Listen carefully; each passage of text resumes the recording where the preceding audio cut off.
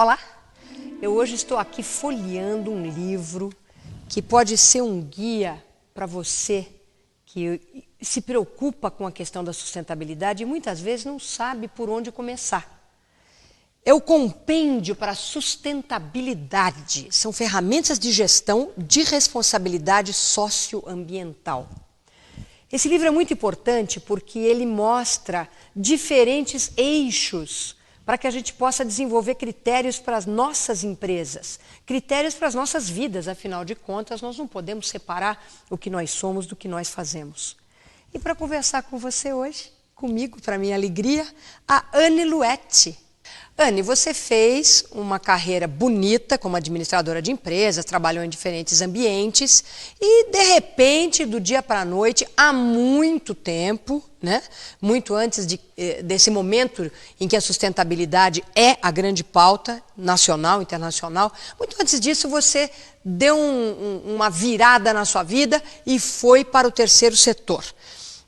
Eu me lembro que, na época, você foi trabalhar numa ONG, lá na periferia, no Jaguaré, numa favela do Jaguaré, em São Paulo, e era uma ONG fundada por um grupo de empreendedores sociais, entre eles o seu marido. Exatamente. Então eu queria te perguntar duas coisas. Primeiro, o que te deu na cabeça de sair de uma posição forte, confortável, inclusive financeiramente confortável, e resolver ir cuidar dos estudantes da região, na favela do Jaguaré?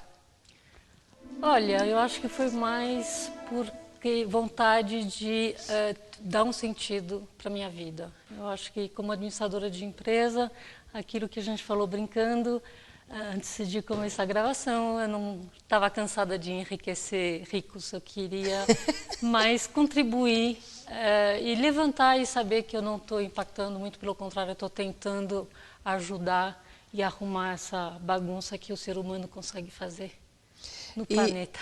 E eu me lembro que lá naquela época, até a gente se encontrou depois, eu fui palestrante de uma conferência do Ethos e você estava já no Ethos também, quer dizer, de lá você foi para o Ethos e esteve na Fiesp, eu me lembro também, na gestão do Horácio Laferpiva, você inaugurou e estreou lá toda a organização do conceito de responsabilidade social empresarial. Me corrija se eu estou perdendo o fio da meada, mas depois eu me lembro de ter te encontrado também no início, nos primórdios também do Instituto Acatu, não é verdade? Exatamente. Isso.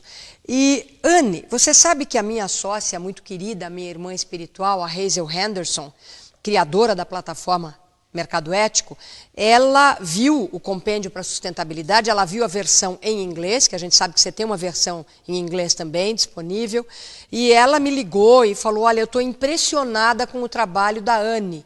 E diga a Anne que é difícil encontrar hoje no mundo um compêndio que traga uma riqueza tão grande, clara, precisa, sem blá blá blá, sabe, daquilo que são critérios válidos, critérios de mensuração, critérios que são ponto de partida e ponto de chegada ao mesmo tempo, né, Anne? Uhum. Então, este livro que está na minha mão, que hoje dá um sentido claro de norte, de ferramenta, por exemplo, para a minha empresa.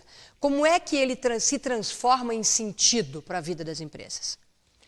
Eu acho que o grande eixo desse livro a gente fala muito de responsabilidade social e muitas vezes a gente não consegue fazer, faltam justamente essas ferramentas. Foi um trabalho de pesquisa, na realidade, né, de todas as ferramentas da Europa e das Américas, para, primeiro, dar um overview, uma visão do que está acontecendo no mundo. Eu acho muito interessante, se você quiser ser sustentável, saber o que já tem, para não inventar a roda. E saber o que está sendo feito, para ter esse panorama de caminhos já trilhados. Então, seria a primeira grande razão de ter feito esse livro. A gente fala e muitas vezes a gente não dá essa ferramenta para as pessoas fazerem.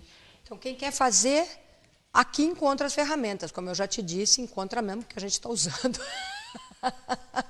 Agora, Anne, você levantou uma coisa aí. Muita gente fala e não faz, né? Eu acho que, no fundo, nenhum de nós, em sã consciência, que é atentar contra a nossa própria sobrevivência, que hoje é o que está em jogo, né? A sobrevivência do planeta é a nossa própria também, né? No entanto, a gente ouve demais no mundo corporativo ainda, como eu ouvi nesse final de semana, por exemplo, conversando com o presidente de uma mega multinacional. Eu falei, escuta, me conta uma coisa, agora sim, de amiga para amigo, tomando uma caipirinha na praia. Quando você está naqueles encontros, mega fóruns de CEOs, etc., todos tomando suas caipirinhas nas suas respectivas confrarias, o que você ouve dos seus amigos na hora do vamos ver? O que eles estão pensando dessa questão da sustentabilidade? E ele me respondeu aquilo que eu já sabia, mas que é importante realçar agora, para que a gente possa falar sobre isso. É assim, na verdade, como do ponto de vista do chamado desenvolvimento econômico, que a gente traz muito esse assunto aqui no Mercado Ético, né? Quer dizer, olhado sob um prisma e sob ângulos de mensuração atuais. Está indo tudo muito bem, né? O nosso país é The Invincible Brazil, né? E de fato nós somos um país com uma riqueza impressionante de características, de patrimônios múltiplos, né? Culturais, biodiversidade, etc, etc. Olhando desse ponto de vista, ele diz, está todo mundo olhando assim, a hora é agora, vamos ganhar mais dinheiro, vamos investir pesado na questão da levantar bottom line, levantar lucro. Nunca esteve tão quente para isso nos últimos anos. E, portanto, segundo este meu amigo e alguns outros com quem eu converso muito, a gente não está encontrando gente realmente interessada em pegar isso daqui e fazer.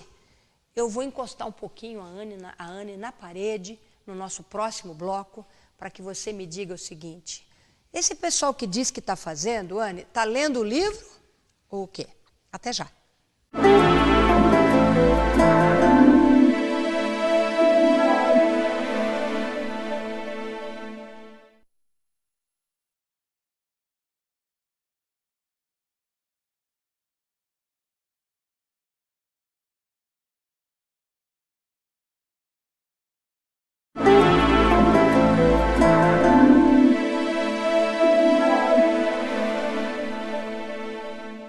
Então, Anne, quem está fazendo o quê? Eu acho que está todo mundo fazendo, mesmo se está fazendo errado, está fazendo, porque eu acho que tudo é uma questão de processo também. Então, eu prefiro até a empresa que faz e faz errado, mas já está começando a fazer e o aprendizado dela vai induzir a evolução, do que a empresa que acha que ainda não está na agenda do seu trabalho incluir a sustentabilidade. Agora, muito me surpreende a resposta do seu amigo por uma questão assim bem cartesiana. Se a gente entende de sustentabilidade, a gente sabe que ela dá lucro, que ela retorna, que ela é lucrativa para todos, até para a nossa vida e para os nossos lucros. Então, para mim não é excludente, muito pelo contrário. Eu acho que os empresários que já começaram a botar isso na agenda deles há muito tempo, já estão, além de lucros, eles já têm uma boa imagem, que é isso que muitas empresas procuram. Pois é, eu concordo 1000%, é por isso que a gente está aqui fazendo o Mercado Ético, a gente tem certeza que é bom para todos, todos sem exceção, inclusive para o financeiro da sua empresa, você que me ouve, me vê. Agora, ainda existe na mente de grande parte dos líderes corporativos, não é uma falta de vontade. Eles foram educados para esta situação de cisão. Então, ganhar dinheiro não combina com fazer aquilo que dá certo, aquilo que a gente chama de triple bottom line, aquilo que dá certo para o ser humano, para o meio ambiente, etc. Então, quando a gente olha aqui o compêndio para a sustentabilidade, a gente vê que não é difícil fazer. Eu, por exemplo, só para te dizer o quanto eu sei que tem gente fazendo, eu tenho um cliente no nosso universo de trabalho, que é o Grupo Sonai Sierra. Eles têm muitos shoppings no Brasil. Eles enviaram para todos os seus fornecedores, entre os quais nós nos incluímos, já no ano passado, acho que em 2006 já mandaram, um questionário brilhantemente construído sobre cada item da sustentabilidade dos seus fornecedores. Eles devem ter aprendido muito com o Instituto Ethos, com certeza, porque os critérios do Ethos nos ajudam a fazer estas perguntas, a gente sabe disso, né? Mas eles ajustaram com muito cuidado isso para o tipo de fornecedor adequado ao negócio deles. E olha, foi impressionante o resultado. Por exemplo, para nós, que nos consideramos bastante atentos, era tão extenso, tão detalhado esse questionário, que foi bacana você olhar e falar, olha, aqui, puxa vida, me peguei aqui. Aqui eu não estou legal, não estou mesmo. E então eu tinha 15 dias para responder e depois acho que eram 3 meses para mostrar a implementação daquele item. E se não mostrasse, o que aconteceria? Eu perderia este relacionamento. Então, esse é um jeito que eu acredito de fazer, mas fazer não só para dentro, da porta para dentro. É fazer inspirando os interessados na cadeia dos teus negócios para valer, ajudando as empresas que fazem parte da tua cadeia a crescerem. Eu estou falando tudo isso até porque é um aprendizado comum, né? É um aprendizado comum. Você levantou uma coisa aí, Anne, com a qual eu concordo muito também. É a palavra, o conceito e, acima de tudo, o sentimento de processo. Nós somos uma humanidade, neste momento, uma fraternidade planetária em processo. Quer dizer, um processo muito difícil de mudança de paradigma. Esse processo, ele exige a coisa que, quando a gente trabalha com planejamento estratégico, tem muita gente que faz um monte de planejamentos e não tem estratégia nenhuma, não tem insight. Por quê? Porque as pessoas têm horror de se soltar da lógica. Então, você vai concatenando ideias e aí tudo é conclusivo. Mas você não tem um insight ali. E eu sempre brinco com o meu pessoal na área de planejamento estratégico, assim, olha, fazer estratégia para valer, fazer a coisa grande, fazer a coisa nova, é ter num dado momento em que você já estudou tudo, já concluiu tudo, já fez o que tinha que pensar, a lógica se esgotou, solte sua mente, solte seu ser e mergulhe, faça um voo de braços abertos na escuridão. Porque a escuridão é incrivelmente rica. E nós estamos nesse grande salto na escuridão. Nós não sabemos para que lado ir exatamente. Por isso a gente precisa de nortes como este. Quando a gente pensa nisso, Anne, eu vi que você, depois desse livro, você veio com mais uma ajudinha para quem está aí nesse voo livre. E você fez o segundo livro. Me fala desse novo livro. E depois um terceiro que ainda vai ser lançado. Fazendo o gancho no que você acabou de falar, eu acho que assim, o ser humano ele já provou que ele é capaz de fazer. Que essa poluição toda, trabalho escravo, trabalho infantil, tudo isso a gente já provou com esses milhares de anos no planeta, o que a gente é capaz de fazer. Eu acho que a gente precisa se reinventar, que é essa escuridão que você falou. A gente precisa provar que a gente consegue fazer completamente diferente. Até porque a nossa sobrevivência está em jogo agora. Então a gente precisa se reinventar. Isso que é super interessante. O homem precisa se... Aí, deixando um pouco o cadecismo de lado, a gente precisa evoluir sim, e muito, e está mais do que na hora de evoluir, que se a gente não evoluir, a gente realmente tem um futuro péssimo. E eu diria que a chave de um pulo para o outro é a conscientização. Eu acho que muitas pessoas ainda não se conscientizaram. Esse primeiro volume, ele é mais para a empresa. Infelizmente, eu falo para a empresa porque quem dera se essas ferramentas também fossem usadas pelas ONGs e pelo governo. Então, eu insisti na introdução, eu falei, não, é um livro, ferramentas de gestão para qualquer organização, não é para a empresa. O segundo livro, ele traz indicadores de sustentabilidade de nações, ou seja, o que eu vou pedir para o meu governante como indicadores, né? Se queremos ser sustentáveis, quais são esses indicadores que a gente tem? A gente quer ser sustentável, mas a gente não sabe medir. Quer dizer, o governo não sabe medir sustentabilidade, então como é que a gente vai conseguir ser sustentável? Críticas ao PIB são inúmeras. Infelizmente, poucas pessoas conhecem as críticas que existem do PIB. Mas, assim, o PIB é um norte errado. E eu fico Até alucinada. Porque é incrivelmente restrito e restritivo. Exatamente. Né? A leitura, ela tem sua origem pós-guerra, mas ela já não serve mais para os nossos anseios. A gente tem uma primeira iniciativa muito interessante que deu certo, que é o IDH. O IDH foi uma das primeiras iniciativas para substituir o PIB. E nesse segundo livro a gente vai trazer N indicadores de sustentabilidade para parar de ler o crescimento do jeito que a gente está lendo com o PIB, mas rever essa leitura. Você sabe que desculpa só te interromper, mas de repente o nosso telespectador quer dar uma olhada, por exemplo, num outro critério, anota esse site que você está vendo agora aí na sua frente, que é o www.calvert-henderson.com. Quer dizer, há muitos anos você sabe, quer dizer, a Hazel construiu para o grupo Calvert. Isso. Toda uma mensuração de patrimônio nacional e de itens, né, de eixos, é uma pizza literalmente, né, onde a mensuração econômica pura e simplesmente existe, mas ela é uma das fatias de uma pizza muito maior que quando a gente começar a aplicar, por exemplo, no nosso país, nós vamos ver que nós somos um país ainda muito mais rico e invencível do que nós pensamos. Não é verdade? Exatamente. A gente volta já com Anne Louette.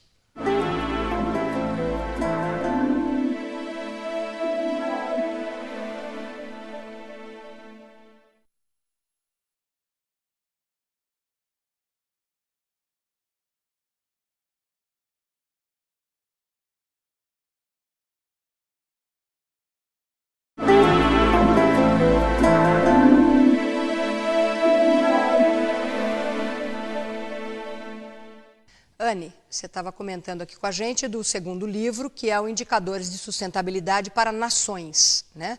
Onde você levanta o mesmo tipo de ferramental, mas agora nesse espectro muito mais voltado ao mundo dos governos.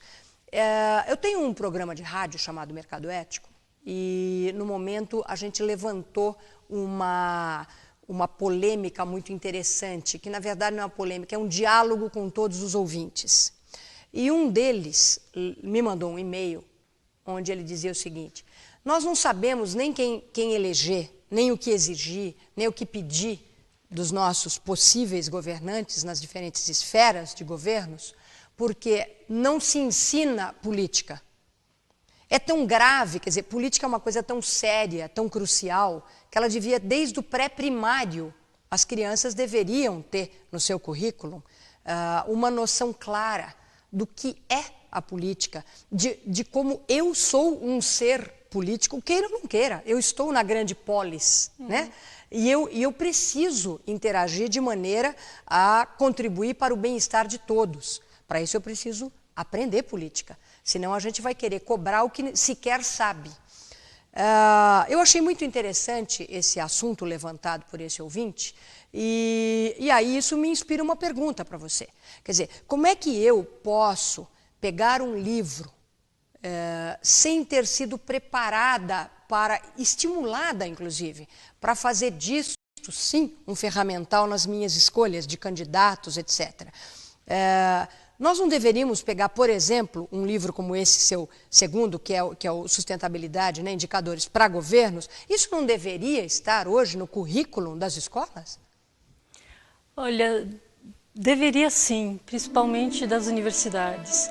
Eu acho que se a gente souber calcular nossos indicadores de sustentabilidade, a gente vai poder cobrá-los dos nossos governantes e escolher o governante que quer trabalhar e que se engaja nesses indicadores. Porque ter governos que não trabalham com indicadores que nos levam à sustentabilidade é ir para a direção errada. Então, sim, eu acho que no movimento Nossa São Paulo eles já estão trabalhando isso também. Quer dizer, quais são os indicadores que eu quero para a minha cidade e de que governante eu vou cobrar esses indicadores? Perfeito. Porque a gente fala muito em crescimento econômico, no entanto, é importante aprender um pouco a ler, né? Até o noticiário mais banal. Então, quer dizer, ao mesmo tempo que a gente está falando de um crescimento econômico impressionante, né, no nível macro, o PIB e tudo mais, as matérias importantes de jornais de negócios no Brasil e fora do Brasil, por exemplo, estão indicando que a fome no mundo nunca esteve tão alarmante como ela está nesse momento. Então, o leitor do jornal lê uma coisa, depois lê que nós estamos num verdadeiro furor de crescimento, né, a ponto de que os próprios CEOs das corporações e os investidores estão só pensando, é agora, vamos lá, uhul, tal, meu bônus, uau, meu novo barco, né? Até porque muitos estão pensando em fazer isso e pular fora, porque eles estão estressados. Então, o que acontece? Você fala, meu Deus, uma coisa não bate com a outra, este quebra-cabeças não se monta. Por isso, nós precisamos de novos indicadores, né? E o seu terceiro livro, que está agora, já em andamento aí, o que é isso? Na realidade, ainda estão me convencendo. É que o primeiro iria mais para as empresas, o segundo para o governo. Então, me cobraram o terceiro, que seria a trilogia, o terceiro setor, a sociedade civil. E com certeza tem muito a dizer. Assim, esse terceiro livro ele serviria mais para inspirar e mostrar quais são os exemplos da sociedade civil que deram certo para que as pessoas se responsabilizassem. Aí a gente volta no início da nossa conversa. A gente fala muito e faz pouco. Quer dizer, esse terceiro livro faria com que qualquer indivíduo lendo aquele livro se sentiria muito mal se não fizesse nada. Isso. E ao mesmo tempo teria exemplos da sociedade civil maravilhosa que faria com que ele arregaçasse as mangas. E assim, pessoa física também. A Choca, por exemplo, ela tem N exemplos de empreendedores sociais. Nossa! Então, da pessoa física até o movimento de redes é muito importante, ou de campanhas internacionais e nacionais, exemplos do que a sociedade civil pode e deve fazer. As pessoas não gostam desse verbo, mas deve.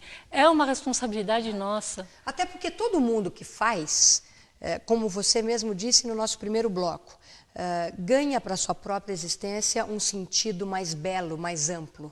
E isso é muito gostoso, além de ser muito útil, é muito bom. Segundo, porque nós não temos alternativa.